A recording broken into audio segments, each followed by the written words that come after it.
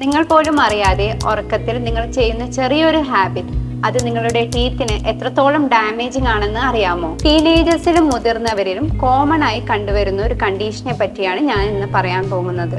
Bruxism. Involuntary ആയി, അതായത് നമ്മൾ പോലും അറിയാതെ ഉറക്കത്തിൽ നമ്മൾ പല്ലുകൾ ഗ്രൈൻഡ് ചെയ്യുന്നതോ ക്ലെഞ്ച് ചെയ്യുന്നതിനെയാണ് ബ്രക്സിസം എന്ന് പറയുന്നത്. ഇത് കൂടുതലായി കണ്ടുവരുന്നത് സ്ട്രെസ്, ആൻസൈറ്റി ഇഷ്യൂസ് ഉള്ളവരിലോ നിരതെറ്റിയ പല്ലുകൾ ഉള്ളവരിലോ ആണ്. അതുകൂടാതെ തന്നെ രാത്രിയിലുള്ള നിക്കോട്ടിൻ, കെഫെയിൻ എന്നീ സബ്സ്റ്റൻസിന്റെ അമിതമായ ഇൻടേക്കും ഇതിനൊരു റീസൺ ആണ്. അപ്പൊ നമ്മൾ ഇങ്ങനെ പല്ലുകൾ ഗ്രൈൻഡ് ചെയ്യുമ്പോൾ ഇത് സെൻസിറ്റിവിറ്റി ഇഷ്യൂസിന് കാരണമാകുന്നു.